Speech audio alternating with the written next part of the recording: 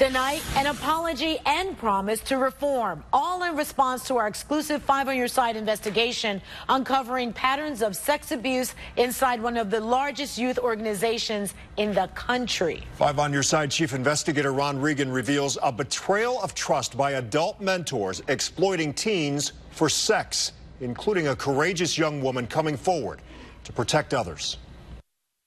I felt like even at such a young age, I was able to make a difference. She was just 17, dreaming of becoming a firefighter paramedic, just like her mentor, Thomas Watson. Instead, she says, he raped her. I was such in a state of shock. I didn't know what to do. And like thousands of others, I'm tapping into my potential. I'm discovering who I am. She believed in the program portrayed in this Explorer video.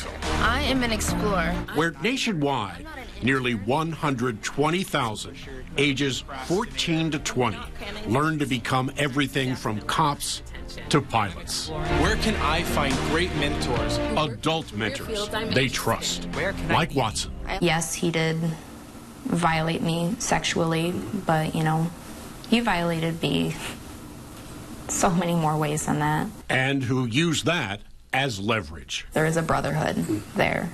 And if I was to say something and, you know, put this out there that he did this, then I would be breaking up a brotherhood. And that ruins my chances of ever being accepted in that fire department again. But we found case after case where trust was betrayed. Our review of courts, police records, interviews with victims, as well as studies by experts. I think they were passing some of these kids around. Found 86 victims across 26 states over the last 2 decades.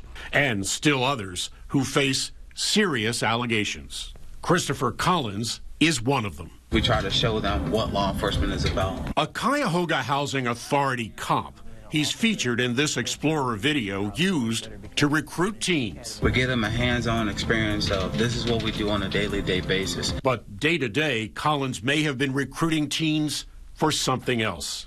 Alarming text messages. A message popped up from Christopher Collins. Sent these parents to police. Should not no grown person be talking to no little 15-year-old little girl like that at all, period. And it led to others, including teens inside Collins' own Explorer post. I am a lieutenant. In court, the case continues unresolved, where the lead investigator described the alleged abuse. He would take them on a ride along this police cruiser. They would hold hands, kiss inside the police station, and then it led to sexual conduct. Plus, alleged inappropriate relations with 3 more explorers.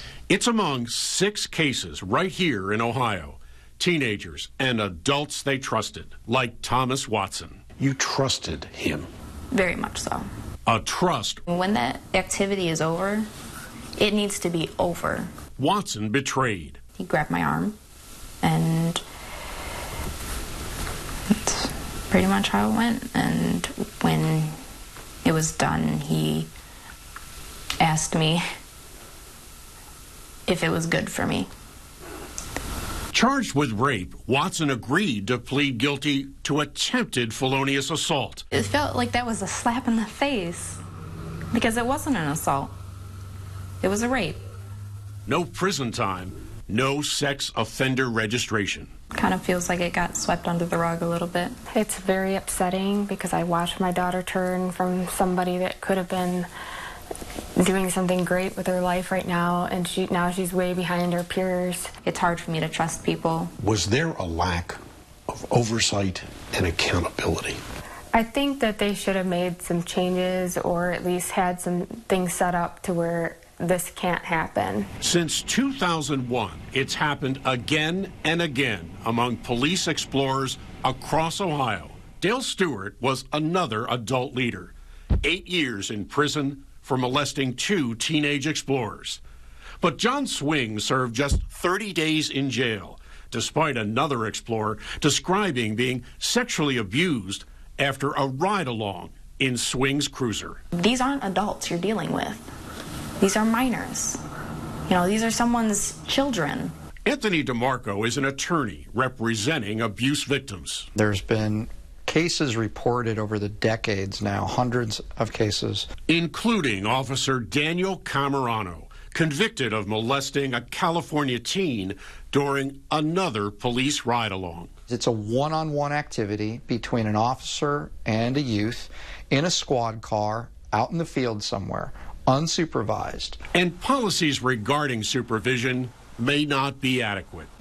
Learning for Life, an affiliate of the Boy Scouts, is the parent organization that has created model policies. But again, these are model policies where Learning for Life and the Boy Scouts have completely fallen down in attempting to put a stop to molestation in their program. I think there's absolutely cover-ups that occur in so many departments. Dr. Sam Walker is a nationally recognized expert involving explorer abuse. His 2003 study was among the first to document it. 15 years later, trust continues to be betrayed. People not involved had to have known.